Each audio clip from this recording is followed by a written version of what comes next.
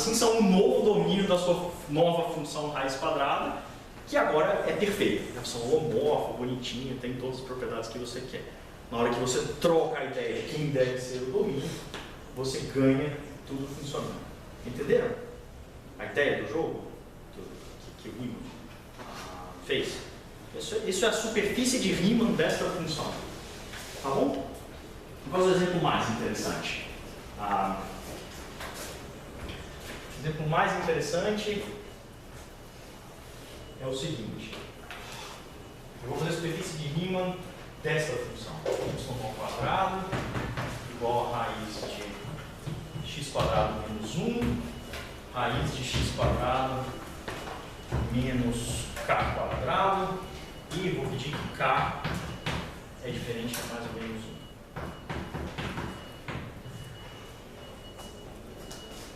K pode ser qualquer número complexo, mas, sei lá, vamos pensar que K é real.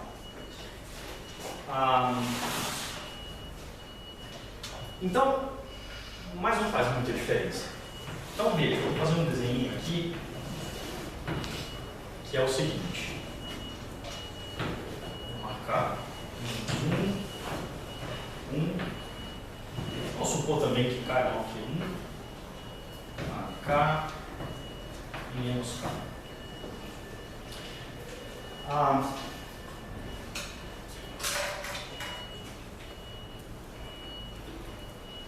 Essa função, se você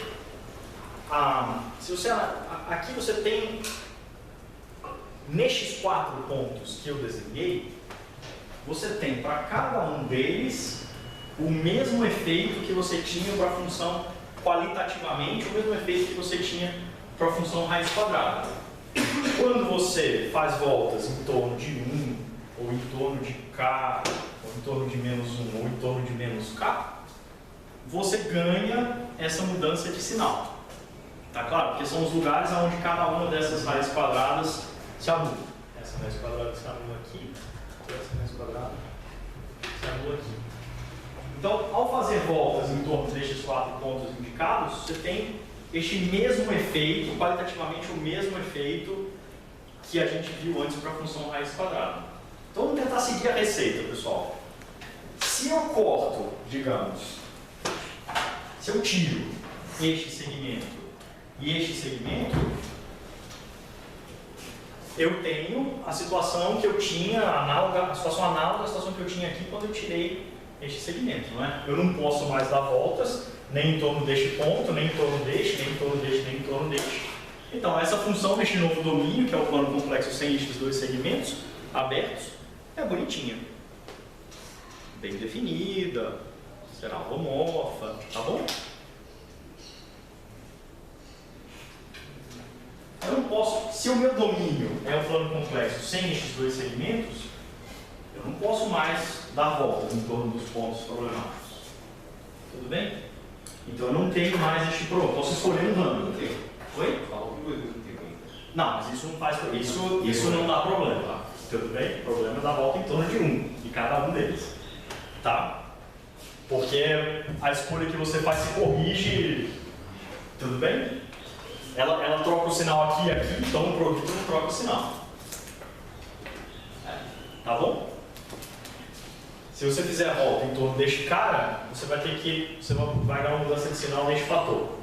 Em torno deste cara, deste mais ou menos 1, na mudança de sinal neste fator. Se você fizer uma volta em torno destes 2 pontos ao mesmo tempo, é tranquilo. Este efeito não aparece, porque o sinal se corrige. Você quer ir para quadrado dentro ou só isso? Eu quero só um quadrado. Tudo bem. Obrigado. Tudo bem? Acho que talvez seria melhor escrever assim, né? Porque, enfim, a questão é definir essas raízes quadradas. Todo mundo concorda? Se eu tiro, pelo menos assim, heuristicamente, se eu tiro este lugar e este lugar, eu posso definir bem um ramo desta função raiz deste produto. Tá joia? Isso é análogo a este corte. É a mesma coisa. Mas agora vamos fazer a analogia, vamos tentar montar a superfície de Riemann. dessa função. Então o que eu preciso fazer? Diga. Você vai cortar esses pedaços. Isso, garoto. O negócio inteiro para cima e para baixo também. Ok. Como é que foi a receitinha lá? A gente cortou aqui, separou este, só para fins de visualização, né? Separou este corte para olhar, pegou outra cópia e colou do jeito certo. Vou fazer a mesma coisa. Eu vou pegar o plano complexo, tudo bem? Vou pegar o plano complexo, vou cortar aqui, então isso é menos K menos 1K. Vou pegar outra cópia,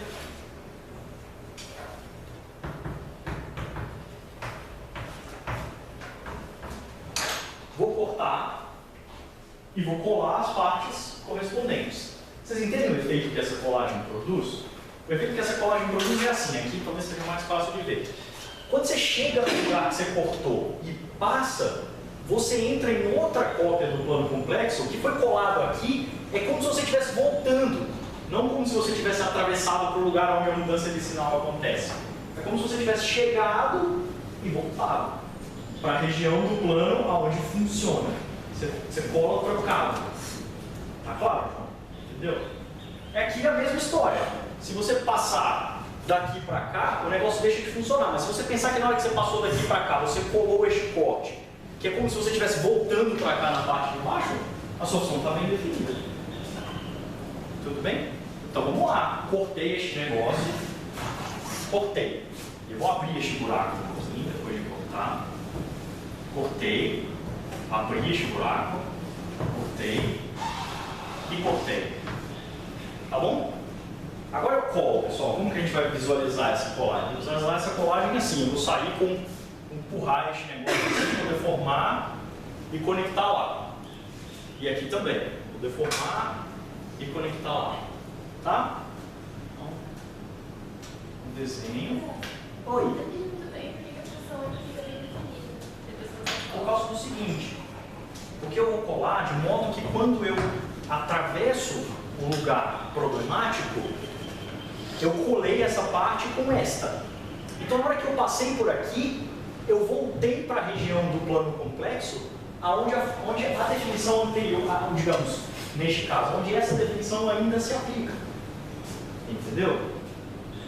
Se você olhar o desenho aqui, é como se eu tivesse batido nesse lugar e voltado. Mas eu não voltei, eu colei com essa mesma região de uma segunda cópia do plano complexo. Então, eu voltei. Para fins de cálculo da função, eu estou no mesmo lugar, só que em outra cópia. Então, eu estou no lugar onde a função funciona. Eu transformei a travessia perigosa numa travessia sem nenhum perigo. Essa travessia de uma cópia para outra é do lugar que eu estava em uma cópia usando uma certa fórmula para definição, um certo ramo da função, para este mesmo lugar da outra cópia, onde este mesmo ramo está funcionando. Entendeu? Imagina, você tem dois planos complexos. Aí você rasgou, tá bom? Cortou e cortou ao longo desse corte. Este lugar, essa travessia, antigamente, se eu passasse daqui, eu vinha para essa região deste plano complicado. Mas agora eu colo este negócio com essa região do plano que tem sua correspondente no outro plano. Não tem? Essa região que está aqui corresponde a essa que está aqui. Então eu colo este fim com este. Na hora que eu faço isso, esta travessia é desta região para a sua correspondente no outro plano. Então quando eu atravessei esse lugar, a minha mesma, eu estou no mesmo ramo. Entendeu? Tá claro? É verdade? Tá bom. Pessoal, vocês entenderam? Não está muito assim? Então, A primeira, ok. Aqui é igualzinho. Porque o comportamento dessa função faz o seguinte exercício. A sua dúvida tem uma boa fonte, que tipo, eu só balancei as mãos e disse que o comportamento dessa função em torno destes pontos é a raiz quadrada. Mas você pode provar isso. Sabe como você prova isso? Você faz assim. Você escreve tipo, no lugar de x, você escreve 1 mais z, para z pequeno, 1 mais epsilon. Onde epsilon é um número complexo de módulo microscópico. E substitui este 1 mais epsilon na fórmula. Tá bom? Na hora que você substitui ou k mais epsilon, menos k mais epsilon, na hora que você substitui este k na fórmula, você vai ver que essa fórmula é epsilon, ou raiz de epsilon, se a gente não escreve y ao quadrado, vezes uma função bonitinha, que já é holomorfa em epsilon. Então o comportamento é em raiz quadrada deste epsilon que vocês são 1. Então o comportamento qualitativo é do tipo raiz quadrada. Tá? Então, a gente pode escrever isso como um bom exercício. Sei lá, escrevendo 1 mais epsilon x igual a mais epsilon, né?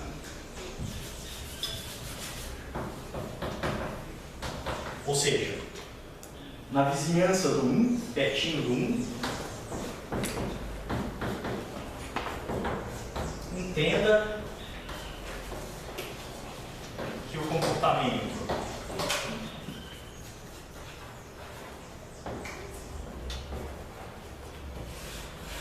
desta função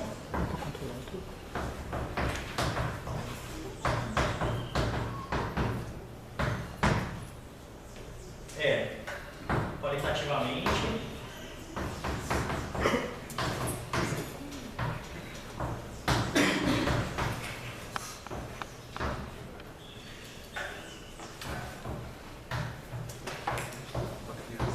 em uma vizinhança de 1.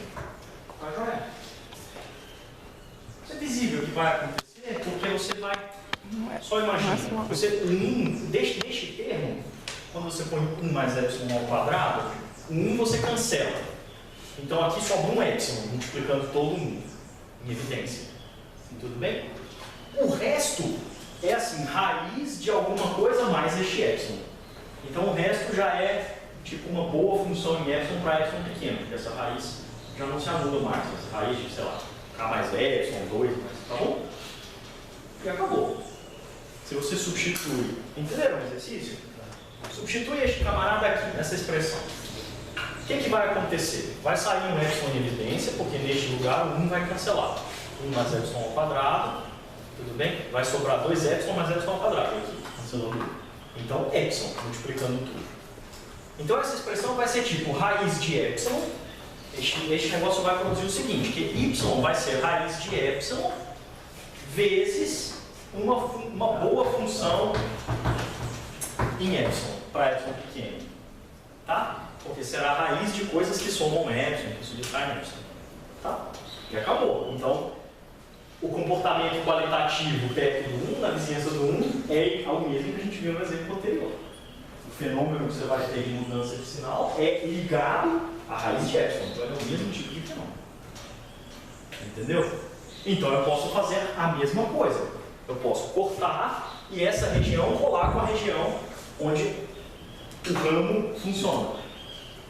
Onde você fica no mesmo ramo quando você cruza o corte. Tudo bem? Diga. Assim, a dúvida da analogia do corte é que, tipo, quando você faz o corte, você dividiu os espacinhos. Aí, tipo, por exemplo, ali tem uma linha. Aí, uma linha foi, por exemplo, a linha rosa foi para baixo e aí para cima ficou abertinho. Vamos desenhar neste caso aqui. Neste caso aqui é tipo assim, eu tinha um plano complexo, tudo bem? Aí eu cortei aqui, ao longo deste negócio. Então é como se eu tivesse uma parte deste plano indo para baixo, assim, e uma parte indo para cima, depois que ele foi cortado. E essa é a linha de corte que eu fiz aqui. Tudo bem? Não que este desenho é muito bom. Talvez melhor. É porque, entendi, esse negócio está assim, sabe? Mas em questão de tipo aberto e fechado, isso quer dizer que no seu corte os dois lados ficaram fechadinhos? Como assim? Sabe, você cortou. Não. Aí você imagina, esse desenho não esclarece nada, mas imagina que essa linha onde eu cortei é para colar, ela está presente lá. Este segmento virou duas cópias. Um pedaço dele está em cima, outro pedaço está embaixo, eu vou colar uma dessas cópias, tá? Quando eu corto, imagina, esse segmento era gordinho assim, aí eu cortei e sobrou um pouco de segmento. Um pouco de segmento para lá. Eu crio duas cópias deste segmento para colar para estes fins. Colar uma com outra, outra com uma. Tá joia? Tudo bem? Tudo está minimamente entendido? Tá. Então, bom, O que vai aparecer quando eu faço essa colagem? Vai aparecer este desenho, né?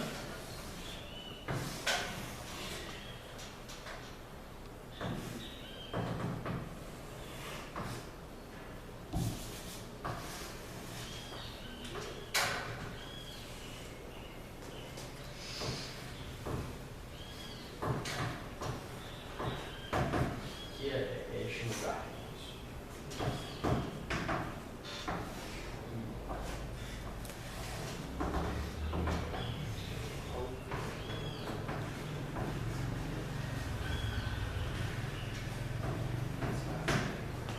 Tá bom?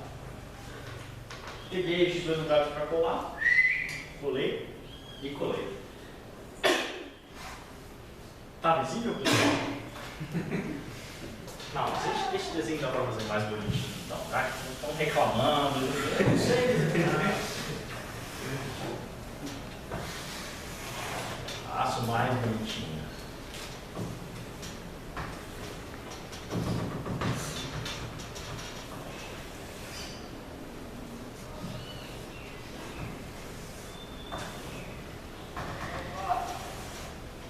Minha pergunta para vocês é a seguinte: alguém reconhece essa superfície?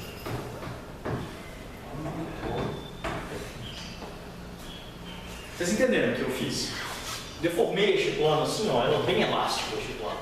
Eu deformei assim, colei, fiz este cano conectando aqui e este cano conectando aqui. Tudo bem, precisa trocar, precisa rodar este plano aqui primeiro, mas o desenho qualitativo é o mesmo. Na verdade, eu preciso rodar este plano aqui primeiro, né? Porque eu tenho que colar essa região com esta. Mas no desenho aqui, em cima é uma boca, né? É uma boca, né? É uma boca, sim. Ah, ok.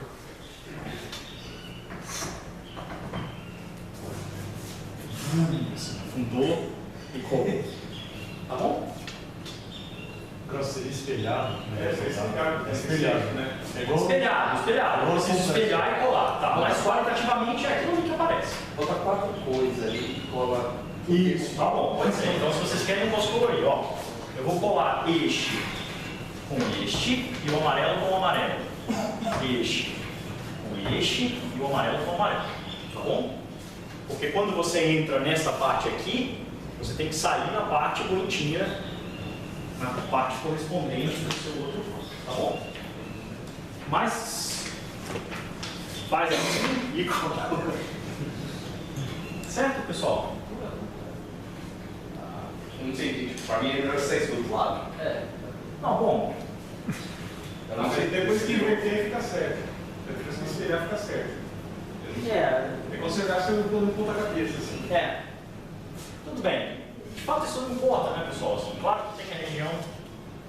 Depende de como você está olhando para este plano. Se você está olhando para esta cópia, não, tudo bem, eu concordo. Isso, olhando deste jeito, na verdade, é assim essa coloca. Tá certo.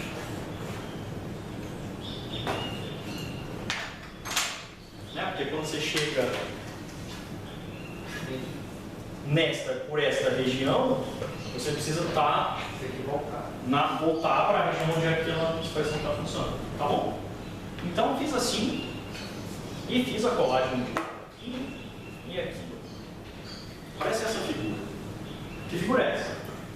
Menos topologicamente. A resposta será a mesma que analiticamente, mas alguém reconhece este animal topologicamente? É um toro com 2 buracos. Este é um toro com 2 buracos, pessoal. Esta figura, topologicamente, é esta.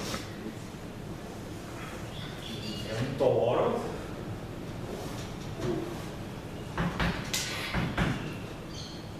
com 2 buracos. Consegue ver? Faz aquele furo em cima e estica assim, você produz essa parte do desenho. Tudo bem? Faz um furo embaixo, estica, você produz a outra parte do desenho. Fura neste lugar. Tudo bem? E este furo. Tá bom? Até onde? fura, aparece essa parte de cima do desenho. A rima dessa função é um toro com dois furos. Neste caso, você não tem este mesmo efeito da superfície de rima da função raiz quadrada, que é o efeito que essa superfície de rima é homeomorfo ao plano. Aqui não. Ele é só localmente homeomorfo ao plano. Tudo bem? Então, o lugar, o domínio certo para esta função complexa é o toro com dois furos. Essa é a superfície de rima dessa função, via corte e costura. Tudo bem? Então, agora você está liberado de se perguntar quais tipos de superfícies podem aparecer nessas construções e como estudar estas superfícies. Tá? Acontece que a teoria é muito mais ampla do que este aspecto onde ela surgiu. Ela é muito mais profunda e conectada com muitas outras áreas da matemática. Mas esse é tipo o surgimento histórico deste negócio. É buscar o domínio certo para este tipo de função, quando você tem este comportamento que a função quer ter ramos por sua natureza. Tudo bem? Quando você contorna certas regiões, você ganha, você tem um problema, você não sabe definir a função, porque contornando certas regiões, nenhuma definição que você escolhe é boa. Tá? Então você simplesmente tem um processo que você corta e cola e produz um novo domínio, a chamada superfície de rima da função, definido no qual a função é maravilhosa. Do ponto de vista complexo, ela é maravilhosa. Ela precisa ser. Tá bom? Muito bem, pessoal. Então, esse é tipo de introdução heurística, histórica ou qualquer coisa assim. Tá tudo claro? Mas, entendeu? Porque você sempre faz boas perguntas assim, não me deixa enganar. Essa parte é assim. Essa parte é a seguinte, porque eu fiz uma afirmação que diz que se eu contornar estes pontos, eu vou ganhar o mesmo efeito que quando eu contornava o zero na função raiz quadrada complexa. Ou seja, não importa qual definição eu faça para a função, eu vou sempre ter uma troca de sinal quando eu contorno este obstáculo, este ponto problemático. Tá? Então eu fiz essa afirmação. E aqui é um jeito de você provar esta afirmação. Como você prova? Você escreve os números complexos que estão na vizinhança do 1 neste formato, como 1 mais um número complexo pequenininho, de módulo pequeno, tá bom? E olha quanto esta expressão vale, ou produto dessas raízes quadradas, neste caso, em que o seu x é 1 mais epsilon. E você vai ver que essa sua expressão vale raiz de epsilon, só fazendo a conta. Só substituindo o x por 1 mais epsilon aqui. Já dá para você ver, né? Porque 1 mais epsilon ao quadrado é 1 mais 2 epsilon mais epsilon ao quadrado. E aí você vai cancelar o 1. Você vai subtrair o 1. Então vai sobrar um epsilon em evidência. Certo? Então essa expressão, fazendo a raiz quadrada, ela é raiz de epsilon vezes raiz de 2 mais epsilon vezes raiz de 1 mais epsilon ao quadrado menos k quadrado. Tudo bem? Espera, então deixa eu escrever essa expressão. Vou escrever essa expressão aqui. Este cara, aqui você vai ter raiz de 2 mais epsilon. E aqui você vai ter raiz de 1 menos k quadrado. Mas lembra, k é diferente de mais ou menos 1. Então este negócio não é zero. Tá? Mais 2 epsilon mais epsilon ao quadrado. Ou seja, mais epsilon que multiplica 2 mais epsilon. Tá certo, pessoal? Isso aqui é 1 mais epsilon ao quadrado, né? 1 mais 2 epsilon mais epsilon ao quadrado, menos k quadrado. Então, esta função, para pequenos valores de epsilon, ela é o quê? Ela é a função raiz quadrada complexa do primeiro exemplo, que tem um probleminha em torno do zero, cujo tipo a gente conhece, tá bom? Vezes uma função que já é boa, como função de epsilon. Por quê? Porque a epsilon igual a zero aqui não passa pelo zero. Tá vendo? Este cara não é zero e 2 mais epsilon não é zero. Para epsilon pequeno, esta parte não passa da raiz quadrada, não contorna um lugar problemático, que é o zero. Eu estou estudando, digamos, em torno do 1, mas você pode fazer a mesma coisa para menos 1, para menos k, para k. A resposta vai ser a mesma. Tudo bem? Quando você fizer para mais ou menos k, o epsilon vai vir daqui, claro, né? O k quadrado vai cancelar e este epsilon que está lá na frente vai vir deste t. Tá bom? Isso aqui o epsilon está desse lado. E quando o epsilon for negativo, ele vai para desse lado e vai ter que ficar mais complexo. Mas você não faz, ele é complexo. Tudo bem? Ele é complexo. Oi, a questão do ilustrativo que estava assim. Você jogou fora os dois segmentos, meteu um e um K. Mas assim, parece, menos a priori, olhando por analogia, que deveria funcionar fazendo jogar fora o segmento de K para infinito e jogar o segmento de 1 e menos 1. Vai, funciona. Dá Você pode fazer isso, né? Vai dar mais. Não, só que eu quero fazer desenhos bonitinhos assim, e não ficar fazendo. Porque você precisa. Na verdade, aqui a gente usou essa ideia também. Você tem essa função que de fato é o biomorfo, que troca. Você esqueceu o zero, claro. Que troca interiores e exteriores de discos. Tipo assim. Tudo bem? Com essa função você troca interior para exterior e muda um desenho para outro. De jeito bonitinho. Tá? Mas, bom, se você pensar bem, eu já usei este negócio aqui, essa passagem. Ok, Fábio? A razão pela qual você tira os dois pontos do toro é que você está trabalhando com um plano. A razão pela qual, sim, é porque precisa fazer projetivo. Se adicionasse um infinito. Isso, exatamente, precisa fazer projetivo. Essa história toda por quê? Porque você não pode ter superfície de rima compacta em C2. Tem, tá bom, tá bom? Sim. E por isso que aparece menos 2 pontinhos, este toro. Mas o jeitinho certo é fazer num lugar projetivo, essas superfícies de rima sempre são projetivas. E projetivamente você não tem esses pontos sempre para infinito, né? Ambos. Então, no nível projetivo, você tem toro mesmo. Tá bom? A gente vai fazer. Assim. Bom, pessoal, então tem essa palavra que eu estou pronunciando várias vezes aí sem definição, que é a boa função no sentido completo, tá? Que eu estou chamando de função holomorfa. Então eu vou começar deste lugar. Tem mais alguma pergunta sobre essa história aqui? Ou... Diga, aquele Desenho das duas coisas não entendi. Como que você faz? qual dos dois desenhos? Não, como que um é o outro? Só imagina assim, logicamente, este animal é feito de uma borracha assim, bem macia, um tecido que você estica o tanto que você quiser, tá bom? Aí você fez esse furo, que é o toro, aí você furou com a agulha, deu o dedo lá e começou a puxar, assim, a abrir este furo. Tá. Puxa, você vai produzir isso aqui. Olha isso, assim, os dois braços são de 10, Tá, eles são dois buracos.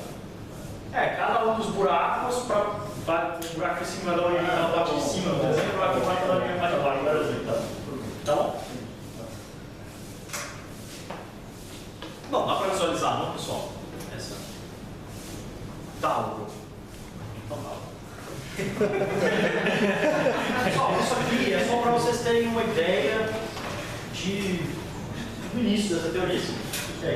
Mas por si é curioso, não viu? Apareceu o toro, de fato, tudo bem, com dois furos, não é importante. Porque o lugar foi um pouquinho errado, como o Ivan notou. Mas é muito fácil generalizar isso aqui para produzir superfície de gêneros mais altos. Tudo bem? Se você estiver tirando vários segmentos desse colando, você pode colocar quantos tubos você quiser aqui. Então você consegue ver que superfícies de quaisquer gêneros começam a aparecer. Tudo bem, furadas nessa construção. Mas é bem curioso. Tá? Que a tentativa de corrigir este problema de como definir raiz quadrada, de fato, complexa, tem como uma boa solução trocar o domínio da função para superfícies compactas. Bom, furadas, neste caso. Tá bom? curioso por si.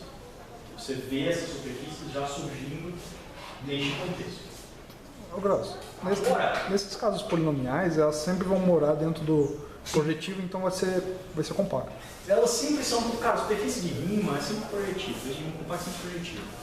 Então elas são tipo assim, as orientáveis, compactas, etc. Que são classificadas pelo teorema de classificação de superfícies, só que elas têm estrutura extra, isso é importante. A estrutura complexa é que é um negócio. Vale a volta também? Tipo, cada superfície... Vale a volta, é correspondente. É correspondente. Aqui neste livro você tem correspondência plena entre algébrico e complexo. Tudo bem? Nessa dimensão.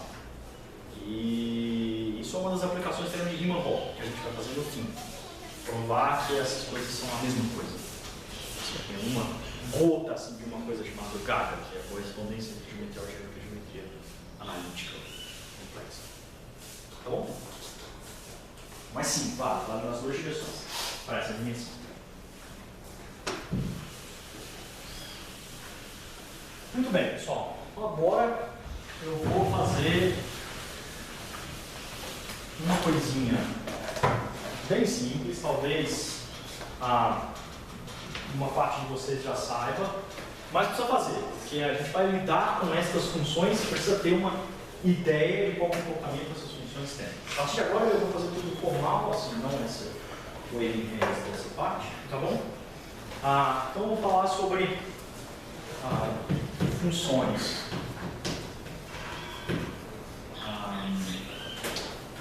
Vou escrever entre aspas homomorfas, vocês vão entender por quê. A história é assim.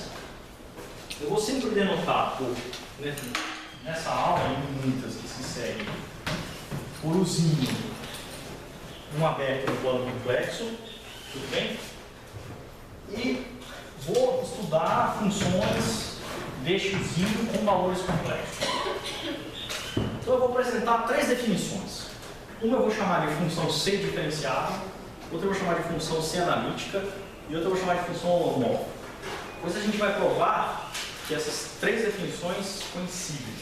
Ou seja, uma função é holomorfa se issocia a C analítica, se issocia a C diferenciável. Este é tipo de termo fundamental da variável complexa. Tá bom? Isso não só é interessante por si, mas é a interação entre essas três definições que permite você obter as propriedades importantes das funções, dos morfismos, neste caso complexo. Então, a gente vai usar essas três definições dependendo de qual delas permite a você demonstrar de jeito mais eficaz um certo aspecto do comportamento dessas funções. Tá? Então, a primeira definição é o que é a função C diferenciável. Você pega um contínuo A, deixa aberto 1, e você diz que essa função é C derivada ou C diferenciável, ou tem derivada complexa no ponto A, se este limite existe. Pessoal, essa definição meio que dispensa comentários. Eu simplesmente escrevo a mesma expressão que define derivada no caso real, só que a minha variável que está variando é complexa. Tá bom? Então, se este limite de f de a mais z menos f de a sobre z quando z tende a zero existe, eu digo que essa função é C diferenciável no ponto A e chamo este limite de derivada complexa da função no ponto A. Tudo bem? Então, neste caso,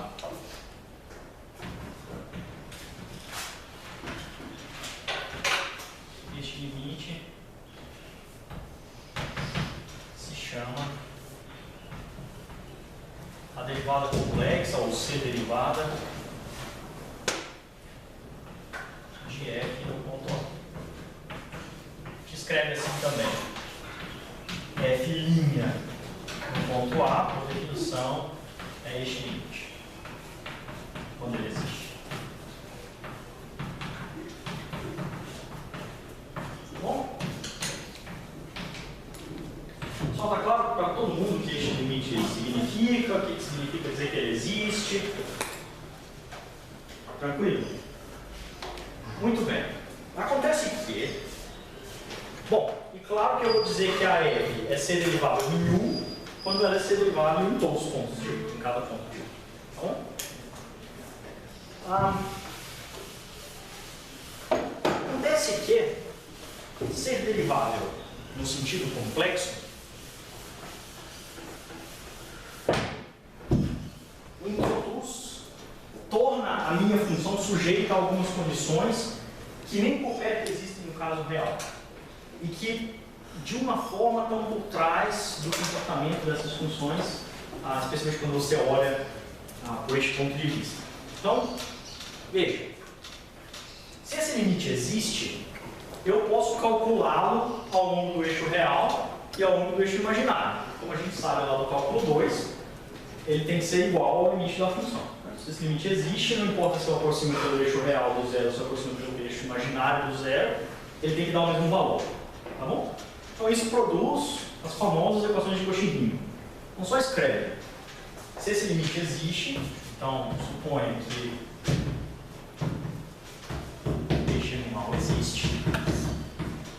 Então, na hora que eu vou escrever, bom, tudo bem. Ele é igual a este limite.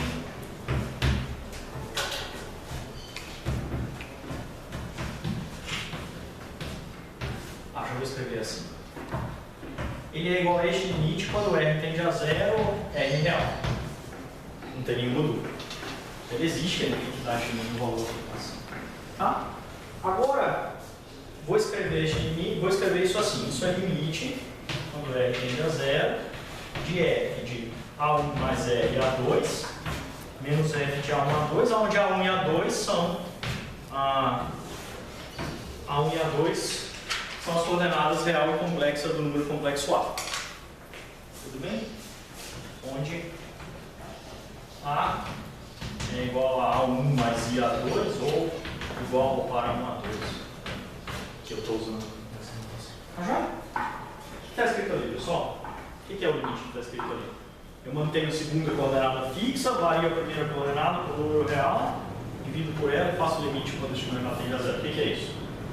É a derivada parcial dessa função com relação à primeira coordenada. Tudo bem? Se a gente escreve x e y, f é f de z. Se eu escrevo z como x mais y, este negócio aqui nada mais é do que df dx no ponto A. Tá? Então, se uma função tem derivada no sentido complexo, a derivada parcial dela com relação à coordenada x, onde z é o par xy, onde z é x mais y, tem que dar o valor da derivada complexa. Tranquilo? Mas eu posso fazer a mesma coisa ao longo do eixo imaginário. Eu posso escrever que este negócio é limite, quando r tende a zero, de f de a mais ri menos f de a sobre r. Isso é limite, quando r tende a zero, de f de A1 a 2 mais r, tudo bem? Menos f de A1 a 2 sobre r. Sobre IR. Tudo bem? Simplesmente tomei o meu número complexo z, que eu faço tender a zero na definição, como sempre imaginário puro, da forma IR. Então, nesta expressão, eu substituo z por IR, tem que ganhar o mesmo número, quando R tende a zero. Tá? Bom, só que a menos deste fator 1 sobre I aqui, isso é a derivada de f em relação a y. Então, isso daqui é o quê? Isso aqui é 1 sobre I vezes a derivada de f em relação a y. Então, ou seja, isso é menos I df dy. Tá? Conclusão, pessoal. Se f' de A existe, então a derivada parcial de f em relação a x no ponto A é igual a menos I vezes a derivada parcial de f em relação a y no ponto A, que é igual à própria derivada. E essas são as equações de Cauchy. Tá bom? O complexo existe, você calcula este limite caminhando só pelo eixo real, só pelo eixo imaginário, e ganha que o limite pelo eixo real tem este valor, pelo eixo imaginário tem este, mas eles têm que ser iguais, tem que ser igual ao próprio valor da derivada. Então, diga. Me perdi ali no final. Eu li 1 sobre I. Isso é 1 sobre I, é este 1 sobre I que sai do limite aqui, né? E aí ele vira menos. É, porque 1 sobre I é menos I, né, rapaz? Porque I vezes I é menos 1. Então está escrito que 1 sobre I é menos I. Então, isso vale para todos os números complexos unitários. A vezes a barra igual a 1, a barra igual a 1 sobre A. Neste caso, I barra menos A. Ok, pessoal? Então essa é uma condição, de fato, o que se prova tipicamente no curso de uma variável complexa, muito fácil de provar. Provar a recíproca no seguinte formato: se estas derivadas existem e são contínuas e satisfazem essa equação, então a função tem que ser derivada. Então, um típico resultado, e a gente vai provar esse resultado, ou vocês vão provar, porque é fácil de provar, na outra direção, é assim: você pede que esta derivada e esta exista no aberto U, que sejam funções contínuas no aberto U, ambas, e satisfaçam esta igualdade. Então, neste caso, a derivada existe, a função é ser derivada. Tá? Eu vou dar o caminho das pedras para provar este negócio, não só porque eu quero dar o caminho das pedras, mas porque eu quero comentar que essas equações de Cauchy-Riemann, essa equação de Cauchy-Riemann tem uma interpretação um pouquinho mais curiosa do que essa que a gente viu até agora. Tá? Só que tem, de fato, assim, isso só para a cultura geral, não precisa pedir isso. Se uma função contínua tem derivadas parciais que satisfazem a equação de Cauchy-Riemann, ela é ser diferenciável. Você lembra de Luhmann, Menschel? O primeiro rapaz demonstrou como erro, o segundo corrigiu. Assim. Mas a demonstração é pesada e para nossos fins é absolutamente inútil. Mas não precisa pedir continuidade das derivadas parciais. Basta pedir existência, satisfazer Cauchy-Riemann e continuidade da F. Tá bom? Para provar a recíproca. Mas eu quero dar uma interpretação um pouco menos ingênua desta equação de Cauchy-Riemann.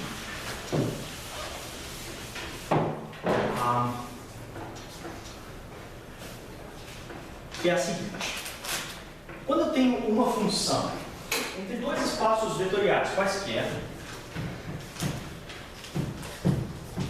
aqui podem ser R ou C espaços lineares. Uma aplicação entre dois espaços lineares. Então, o que quer dizer que esta função, porque, enfim, o que eu estou falando? Estou falando sobre função diferenciável num ponto. É isso que eu estou falando, função diferenciável num aberto. Certo? Então, tem uma definição de diferenciabilidade que se aplica para quaisquer dimensões e para quaisquer espaços lineares, que é a seguinte: essa função é diferenciável num pontinho A de B quando existem, então, E é diferenciável em A, é derivado em A. Essa é uma definição geral, pessoal. Depois eu vou conciliar as duas, tá? Vocês já vão entender por quê. Se existem uma aplicação linear, então, função diferenciável um ponto é uma função que tem boa aproximação linear naquele ponto. Isso se expressa assim: uma função é diferenciável num ponto, se existe uma aplicação linear, vou chamar lambda por enquanto, entre estes mesmos espaços lineares. Tá bom? E, então, R linear no caso R, C linear no caso C. E uma função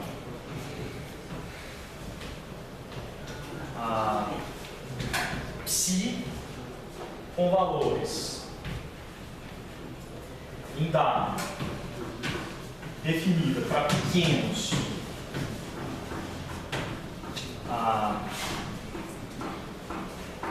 Hzinho em V, tais que a função f se aproxima bem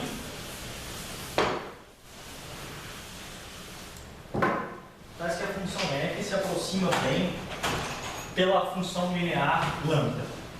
O que isso quer dizer? Isso quer dizer que para pequenos valores de h, ou seja, perto do ponto A minha função f é dada pelo valor que ela tem no ponto A, mais aquela transformação linear aplicada a este h, mais um certo erro. Porque tem que ter um erro quando a minha própria f não é linear, caso contrário dessa forma, está me dizendo, está me dando um absurdo. Este erro é dado por aquela função psi. E o que significa dizer que ela... Então, isso aqui é tipo, eu aproximei a minha função por uma linear. Mas o que quer dizer que eu posso aproximar bem?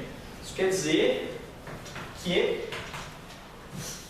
Vou escrever com... Que essa função psi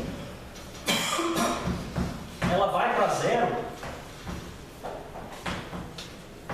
mais rápido do que h. Tudo bem? Então essa é a definição de diferenciabilidade, em geral. Você tem uma aplicação entre dois espaços lineares, sobre um corpo, que no nosso caso é só R e C. Dizer que essa aplicação é diferenciável de um contínuo é dizer que existe uma transformação linear entre estes espaços, tudo bem?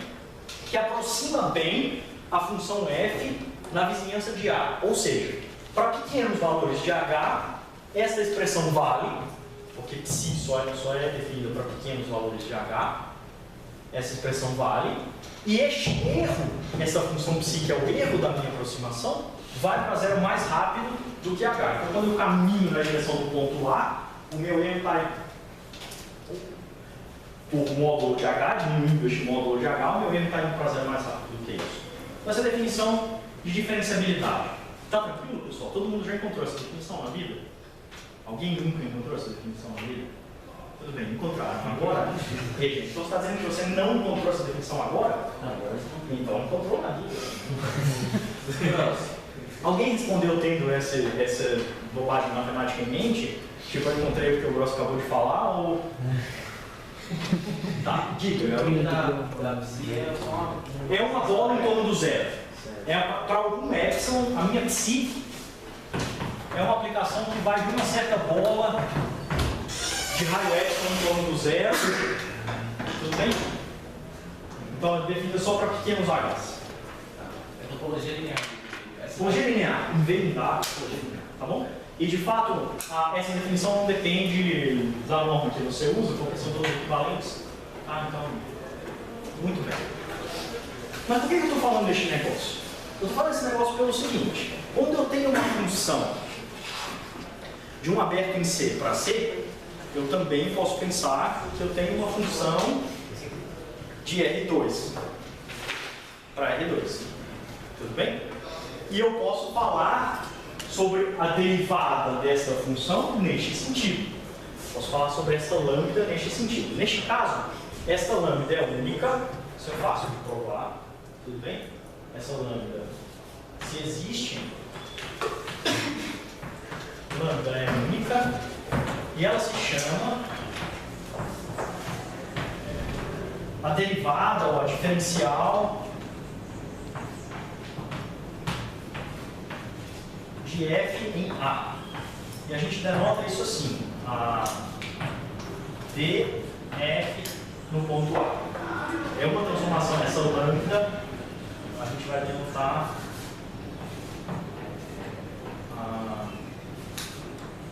deste jeito, df no ponto A vai denotar a lambda.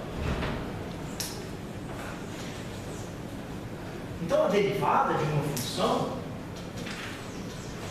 ela é uma transformação linear. Derivada de uma função de dois espaços lineares, num ponto, ela é uma transformação linear. Tudo bem? Certo? Por que aquela derivada? Como casar aquelas duas coisas? Aquela definição que eu dei de derivada complexa, acabei de dar, com isso daqui. Bom, pessoal, faz f de A mais h menos f de A. Tudo bem? Divide por h e faz limite. Este negócio é, bom, Vou escrever. No nosso caso particular, você tem f de A mais H. Este cara é uma transformação C linear. Só que essa transformação C linear é uma aplicação de C para C. Então, H é H vezes 1, que é H vezes lambda de 1. No nosso caso anterior, eu quero dizer que essa definição aplicada ao caso anterior dá exatamente a mesma resposta. Aí você pode falar para mim assim, não, mas lá a derivada é um número complexo. Sim, a transformação linear aqui é a multiplicação por este número complexo. Olha, f de A mais H menos f de A é igual a lambda de H mais psi. Certo? Só que no nosso caso anterior, a função era de um espaço de dimensão 1 para um espaço de dimensão 1. Tá bom? Então o que é este H? É H vezes 1. Se essa função é C linear, não é? Estou pedindo a definição que ela é C linear. Então isso é isso. Certo? H vezes 1, e por ser linearidade, o H escalar sai multiplicando. Agora eu divido tudo por H e tomo o limite quando H tende a 0. O meu lambda de 1, esse cara vai para 0, e este limite é exatamente a derivada complexa, é lambda de 1. Essas duas definições se juntam assim. Quando você olha deste jeito, aquele número complexo que é a derivada da função f no ponto A é nada mais do que essa transformação linear calculada em 1. Tá bom? É um número complexo. E o que é a minha transformação linear lambda neste caso? É multiplicação por este número. Lambda de H é H vezes este número. Então entenderam? É importante entender que essas duas definições são iguais. Só que a outra se aplica para dimensões mais altas e aqui ela se simplifica porque nessa dimensão a transformação linear é só multiplicação por escalar. Tá tranquilo? Tá joia? Então, tomando o limite para H tendendo a 0, né, fazendo H tendendo a 0, a gente obtém aquela definição anterior, nada mais é que este lambda de 1.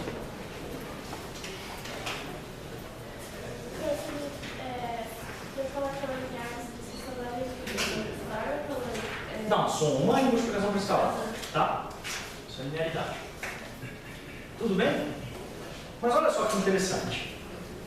Se eu tenho uma função de R2 para R2, ela tem a sua derivada, que é uma transformação linear de R2, R linear de R2 para R2. Tudo bem? Sabe o que é a equação de Cauchy-Riemann? Mesma coisa. A equação de Cauchy-Riemann é que esta transformação R linear é C linear. Tá? Então, este é um exercício. Fácil, pessoal, eu juro. Exercício de álgebra linear. Precisa fazer. Suponha que df dx no ponto A e df dy no ponto A existem e satisfazem a equação de Cauchy-Riemann df dx igual a menos i df dy. Tá? Mostra que a diferencial de f no sentido real, olhando para f como aplicação de R2, de uma aberta de R2 para R2, é C linear. Tá bom? Então a equação de Cauchy-Riemann te dá a C-linearidade deste animal quando você define esse rapazinho no sentido de R2. Alguém sabe me dizer qual que é a lambda quando a minha função de R2 para R2 é diferenciável? Eu pedi isso. Mas quando ela é diferenciável, vocês sabem dizer qual que é a diferencial? Se você tem uma f de uma beta de R2 para R2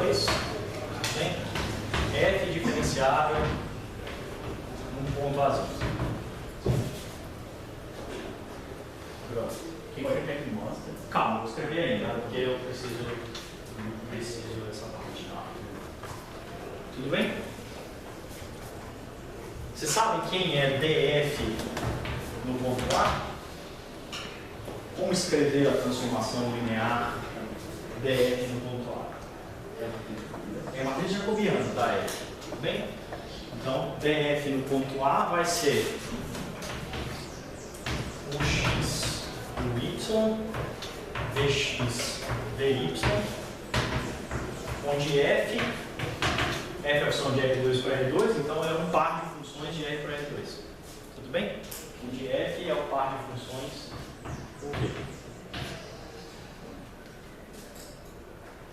Então, quando a sua função de duas variáveis é diferenciada num ponto, a derivada dessa função é dada pela matriz jacobiana das funções correspondentes, das funções coordenadas da sua f. Se a sua f é o par o v, cada uma dessas funções, né? Cada uma dessas u e v vão deixar aberto W para R, tá? E você pode fazer derivadas parciais, isso é dv dx, isso é dv dy, isso é dv dx, isso é dv dy, no ponto A.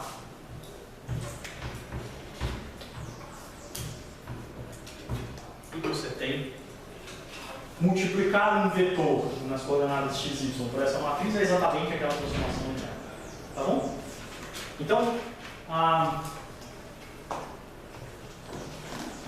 o que é para mostrar? Para mostrar o seguinte, que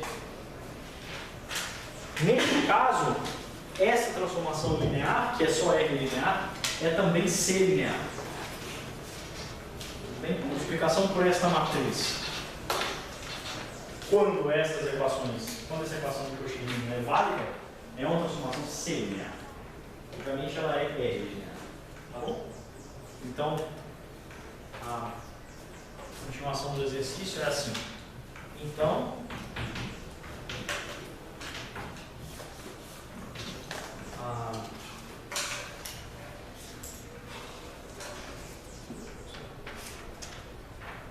o operador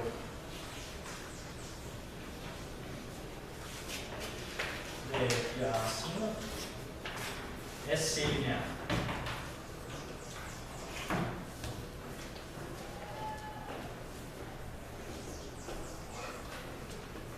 Bom, deixa eu ver se eu soltei alguma coisinha.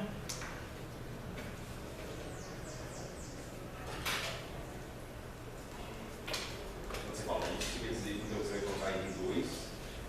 Vou identificar R2 com C, tudo bem? Levando XY para X mais YI, tudo bem?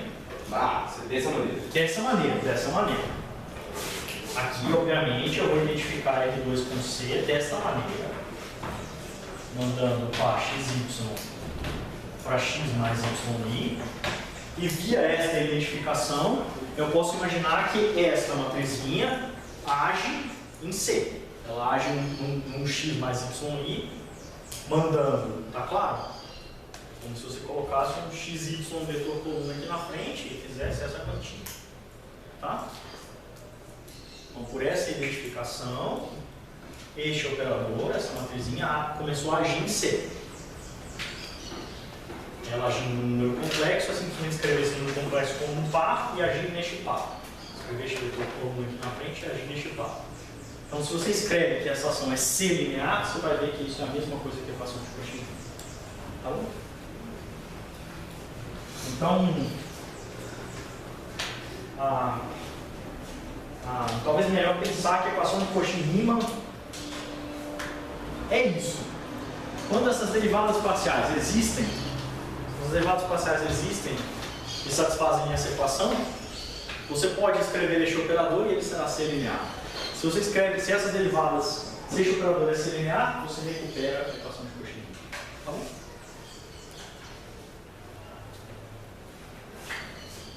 Bom, na verdade isso é só assim, né? Agora eu já escrevi mal escrito. existem. Cauchy-Riemann vale se só sim, operador de segmento, tá? Muito bem. Agora mais uma notaçãozinha, negócio formal. Se eu escrevo assim, z igual a x mais y, e z bar igual a x menos y, então eu quero definir formalmente derivada parcial em relação a z e derivada parcial em relação a z bar. Mas essa é a minha definição. Mas essa minha definição eu vou fazer de modo que ela segue a regra da cadeia dessa mudança de coordenadas. Se eu penso que eu posso expressar x e y em termos de z e z bar por esta equação, certo? X é metade de z mais z bar. Tá bom, pessoal? Se eu somo z com z bar, x é metade. Y é 1 sobre 2i de z menos z bar. Se eu subtraio z menos z bar, eu tenho 2i. Tudo bem? Então eu posso escrever, eu vou definir df dz no ponto A, por definição, isto é metade de df dx no ponto A menos i df dy no ponto A. Essa definição, pessoal, é consistente com essa ideia de que isso aqui é uma mudança de coordenadas. Pode ver. Se eu faço df dz, eu tenho que fazer df dx dz, tudo bem? Mais dx dz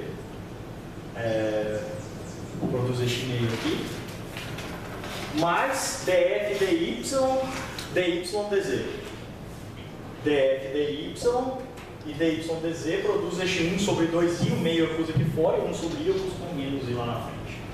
Tá? Mas é uma definição. Df dz eu defino deste jeito. Mas olha só, quando a função tem c derivada, este cara é igual a este. Df é a equação de Cauchy-Riemann.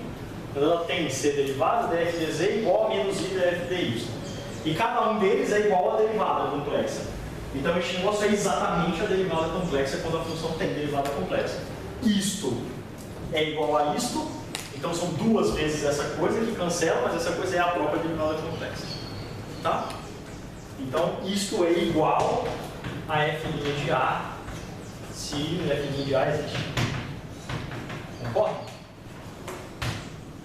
Porque se f' de A existe, este termo e este termo são iguais, e cada um deles é igual a f' de A. Então a gente provou. Você tem 2 f' de A sobre 2. Tá? Agora, claro que eu também tenho df dz bar. Df dz bar no ponto A, usando essa mesma ideia, que eu faço a regra da cadeia, é df dx no ponto A, mais i df dy no ponto A. Vamos verificar. Df dz barra é df dx dz barra, que dá o meio, mais df dy dz barra, que dá menos 1 sobre 2i, ou seja, meio e menos 1 sobre i é i. Tá? Quanto que vale isso quando a função tem que ser derivada, pessoal? Zero, porque isto é igual a menos isto. Então isto mais isto é zero. Esta coisa é zero se f' de A existe.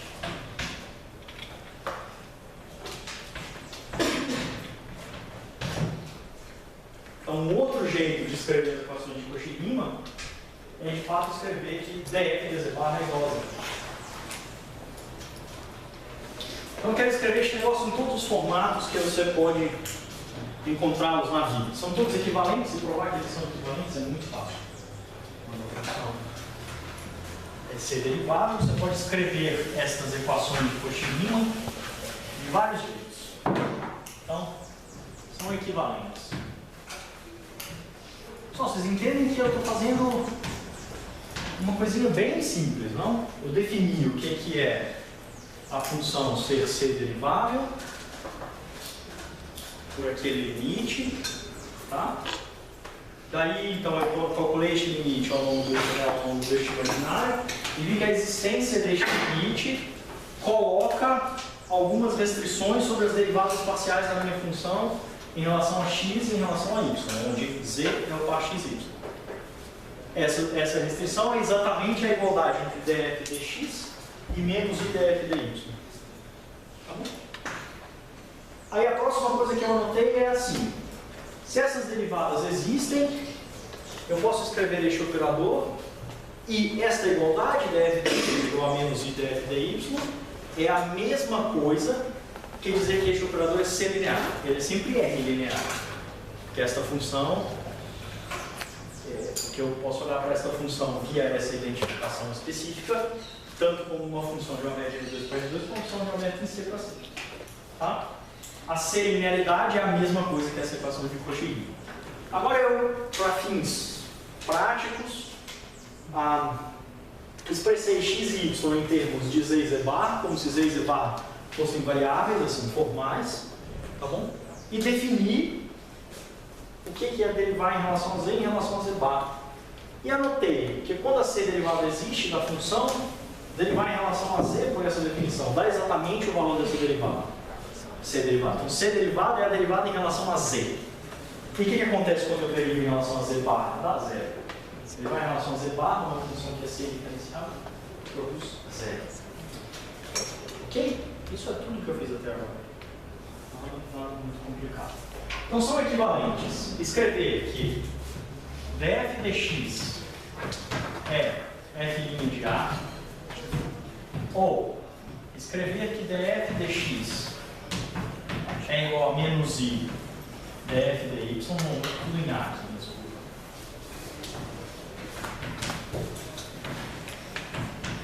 É igual a menos i df dy em A. Ou escrever aquela forma que vocês talvez encontraram assim na vida, que é, se eu escrevo f como u mais iv, onde u e v são funções deixa aberto em C. Tudo bem? Para R, uma parte real e a parte imaginária de R, respectivamente. Tá bom? Então eu posso escrever essa expressão, né? df dx, essa equação de Cauchy-Riemann, igual a menos i df dy. Vamos escrever o que é isso. O que é df dx? Só vou suprimir o ponto A, tá bom? Para escrever neste ponto A direto. O que é df dx? É a derivada de u em relação a x mais i vezes a derivada de v em relação a x. Tá? Isso tem que ser igual a menos i, que multiplica df dy, que é a derivada de u em relação a y, mais i vezes a derivada de v em relação a y. Então isso aqui é menos i vezes o y mais vy. Então, igualando as partes real e imaginária, o x tem que ser igual a vy, tá? Então, du dx no ponto A tem que ser igual a dv dy no ponto A. E vx, que é a parte imaginária aqui, tem que ser igual a menos o y, que é a parte imaginária lá. Então, dv dx, este camarada aqui, dv dx no ponto A tem que ser igual a menos dv dy. Deixa eu escrever assim, du dy, porque eu fiz du dx aqui, né? Du dy tem que ser igual a menos dv dx no ponto A. Tá bom, pessoal? Ou df dz barra igual a zero no ponto A. Você pode provar que essa e essa expressões são todas iguais. Se você pede uma, você ganha outra. Tá? São jeitos diferentes de falar a mesma coisa. E cada uma delas você tem direito de chamar a equação de Cauchy-Riemann, afinal de contas, são todas equivalentes. Tá bom? Essas são equações de Cauchy-Riemann. Agora eu quero que vocês provem, não agora, mas que vocês provem a recíproca sobre a equação de Cauchy-Riemann. Que é assim, já vou provar obviamente não esse ganho pesado, mas sua variante simples. E se você pede um exercício. Se df dx no ponto A e df dy no ponto A existem e satisfazem a equação de Cauchy. Existem e são contínuos. Ah, desculpa, então isso que eu escrevi não faz sentido. Df dx e df dy existem e são contínuos.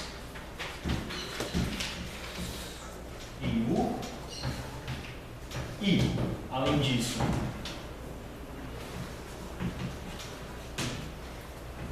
df dx é igual a menos i df dy, ou seja, vale a equação de Cauchy-Riemann, nos pontos de U. Então a f é c derivável em U. Tá? É recíproco. Se f é c derivável, vale a equação de Cauchy-Riemann. Se f é c derivável, nós provamos que df derivável é zero. Tá? Quando é derivável, este cara e este cara são iguais. Então, quando é derivável, vale a equação de Cauchy-Riemann. Agora, se vale a equação de Cauchy-Riemann e além disso as derivadas são contínuas, pedindo a continuidade dessas derivadas, então a f é c derivada. A versão fraca que você falou é só exigindo diferenciabilidade. F é contínua, as derivadas existem e satisfazem a equação de Cauchy. Mas você supõe diferenciabilidade. Não, supõe existência. Não, de jeito nenhum. Supõe existência. A diferenciabilidade é consequência. Supõe a existência das derivadas parciais. Isso não garante a diferenciabilidade. Ok. Tudo bem? Sim. Ok. Mas a demonstração é sofisticada. A existência de derivada parcial não garante a diferenciabilidade de uma função, pessoal. Mas só que o Chico sabe. Vocês sabem isso do. É mais o quê? Eu acredito que. É diferenciabilidade, né? Bom, constituição é uma outra coisinha, que também implica que essas funções são, digamos, sem-infinitos, segue constituição, mas aqui é mais forte. Tudo bem? Agora, esse exercício aí, as duas primeiras são juntas. Né? Não. Essa aqui. Só tem a derivada parcial. Essa aqui é uma. Essa aqui é outra. Essa é outra. E essa é outra. Tá bom? Não, posso escrever mais uma se você quiser, que é menos df dy A igual a f de A. Também pode escrever. E esse seria o exercício? Exercício, pessoal, exercício assim, para crianças do pré, bastante fácil de exercício. Manipulação. Esse último, se usar aquele outro exercício aí. Eu vou para o caminho das pedras agora, vou dizer como você prova. Vai ser fácil. Isso aqui é fácil. Só que Ah, não sei saber o que é. como resolver este exercício? Esse é o primeiro exercício verdadeiro da nossa vida. Do nosso curso. Exercício você resolve assim. Você escreve, digamos, em termos de U e V, você escreve que U e V tem derivada, ponto A. Tudo bem? E essa derivada da função U e da função V se expressa em termos das derivadas parciais de U e V em relação a x em relação a y. Tá?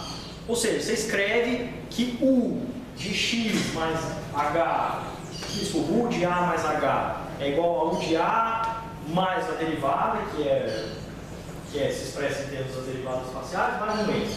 Aí escreve a mesma coisa para V. V de A mais H é V de A mais a derivada, que é feita das derivadas parciais de V, mais outro E. Agora junta essas duas coisas para ganhar a derivada da F. E ver que a definição de diferenciabilidade é satisfeita. Tá bom? Esse é o caminho das pedras. O caminho das pedras é escrever a diferenciabilidade de U e V, né? Escrever que U, um pontinho A, de A mais R, digamos, é igual a U de A mais a derivada de U no ponto A mais o errozinho, psi1, tá? Essa derivada é o quê? É o x, o y no ponto A. Tudo bem? Gradiente, não.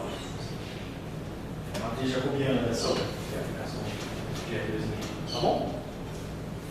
Escreve a mesma coisa para V e junta essas duas para ganhar a definição de F. Para provar por definição que a derivada de F no sentido complexo. É simples. Tá? Cada cada um desses erros vai para zero. Na hora que você junta, você vai ver que você tem um erro que vai para zero e que te dá a diferenciabilidade complexa da F. Então, vamos ver.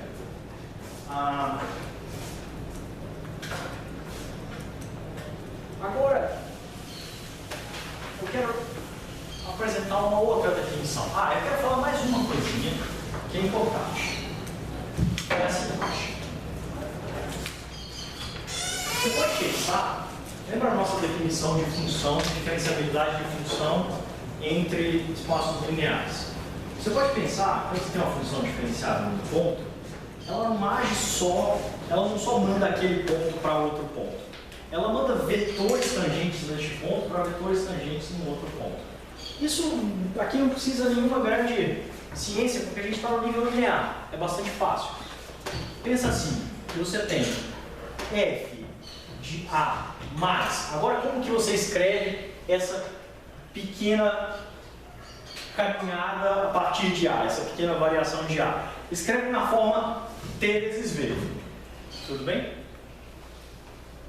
Saindo de A na direção do vetor tangente V. Tá bom? No caso complexo, aliás, esse seu D pode ser complexo também, não tem nenhum problema. Tá? Isso é o quê? Se a função é diferenciada no ponto A. Isso é f de A mais a diferencial da f no ponto A calculada em TV mais o E em TV. Tá bom? Mas este animal é linear. Então este T está aqui. Fora. Aí você pode fazer a mesma história. Você pode passar este cara subtraindo para cá, dividir por t e tomar o limite. Certo? Quando você toma este limite, este negócio vai para zero. Certo? E isto daqui é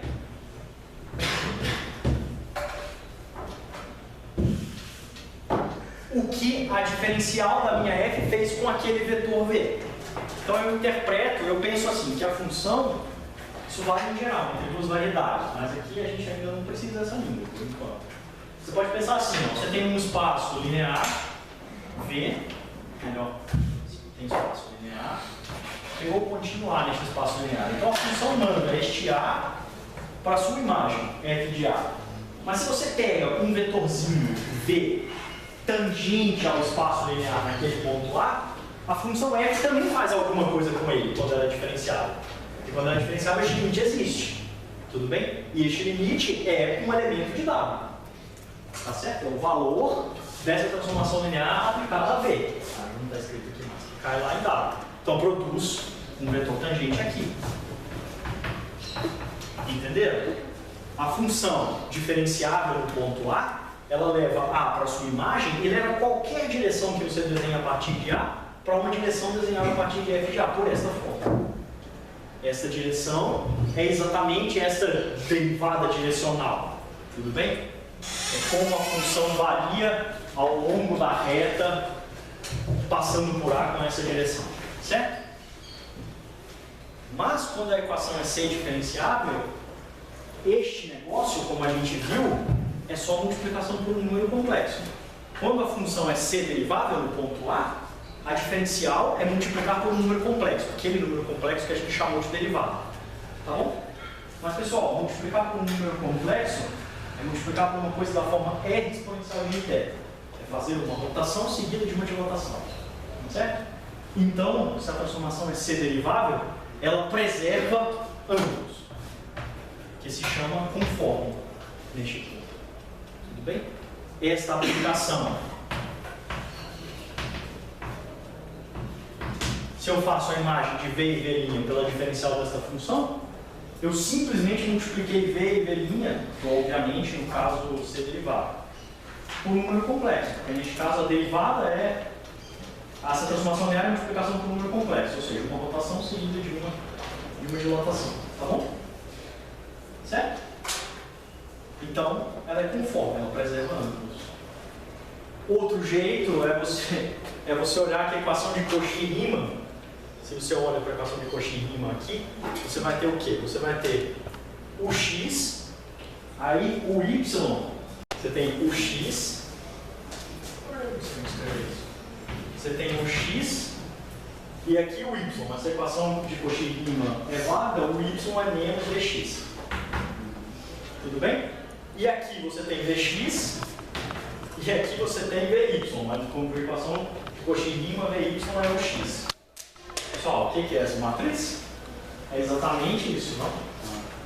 Você tem exatamente a menos do determinante dessa matriz, que é o escalar, cosseno menos seno, cosseno aqui de rotação e um escalar. A equação de Cauchy-Riemann é simplesmente que essa matriz 1 sobre 1x² mais 2x², ela é meio que assim, ó. Tudo bem? Ela é... Tá? É, equação de Cauchy, mesma coisa. Então, rotação e translação. Ok. Se tirar o determinante ali para a gente ficar inicial. Certo? Mas ela tem essa cara, né? Que vocês conhecem bem.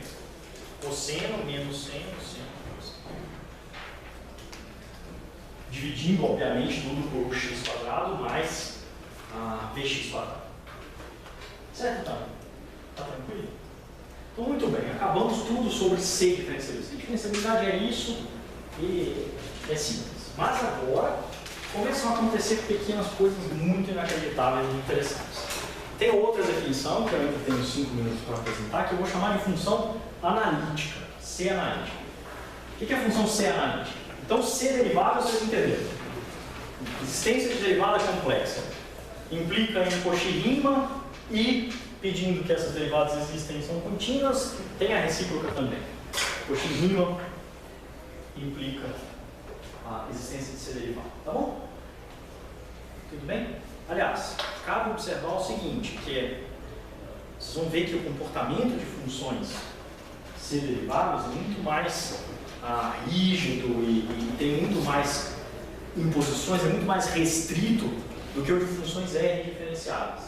E isso, você pode pensar que isso tem muitos jeitos de olhar para esse negócio, mas muitos jeitos de olhar para esse negócio porque tem esta equação elíptica chamada equação de Cauchy-Riemann, que só que satisfaz a derivada real nem por perto tem que satisfazer. E esta equação produz estes efeitos por sua natureza. Tudo bem? Este efeito de elipticidade. Certo? Bom, onde que eu vou apagar? Aqui.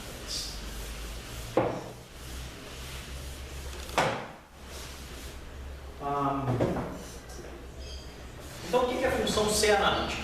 É outra definição. O que é a função C analítica? Então, de novo, você tem F de um aberto de C para C e um contínuo lá. Então, F é C analítica U, se dado azinho U, existem duas coisas. Existem um aberto V, ao qual A pertence, contido em U,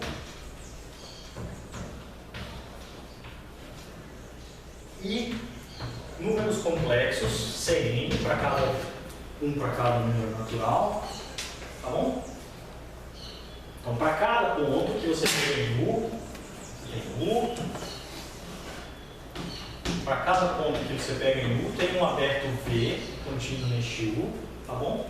E números complexos, tais que a série Cn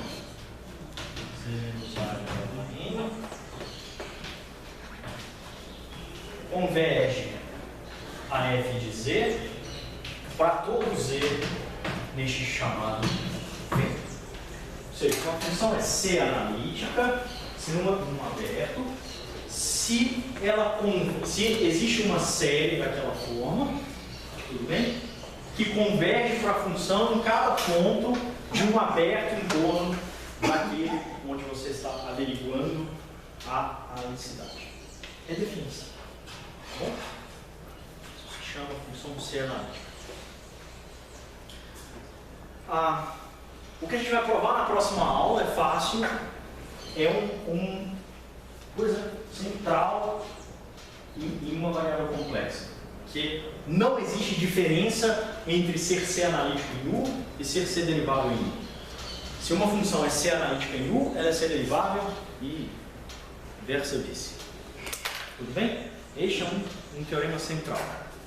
Deste teorema, a gente vai provar um monte de fatos sobre o comportamento de funções derivadas. Bom, existe mais uma definição que eu quero chamar de holomorfo. Pessoal, esse jeito que eu estou fazendo é um pouco não convencional. Assim, tipo, você pode encontrar a definição de função holomorfa como qualquer uma dessas coisas equivalentes que eu falei, ou a analítica, ou são todas equivalentes e não se usam de outro jeito. Mas, bom, talvez eu não tenha muito tempo hoje, mas eu vou apresentar. Então, na próxima aula a gente vai provar em particular que analítico e derivado, se analítico e se derivado é a mesma coisa, tá? Talvez na próxima aula a gente vai fazer uma direção, a outra precisa um pouquinho mais de ferramenta, mas daí na terceira aula a gente já consegue. E eu vou apresentar a definição de som holomorfa. Som holomorfa será uma função, holomorfa aberta, cuja integral ao longo de curvas neste aberto é invariante por homotopia. Então, a função, você integra essa função, vou definir o que isso significa, ao longo de uma curva neste aberto, e o valor desta integral não muda se você deforma essa curva continuamente. Então, não toca essa curva. E aí a gente vai provar que os sons vão chamar de som, e nós vamos provar que esses três conceitos são iguais. São equivalentes. E com essas ferramentas nós vamos provar tudo que a gente precisa em experiências de rima para ações complexas. Tudo bem? Rigidez, perigo do massa, perigo do vivo e assim por diante. Certo? Muito bem, pessoal. Então até algum. Claro. Se eu tivesse lembrado, seria estranho.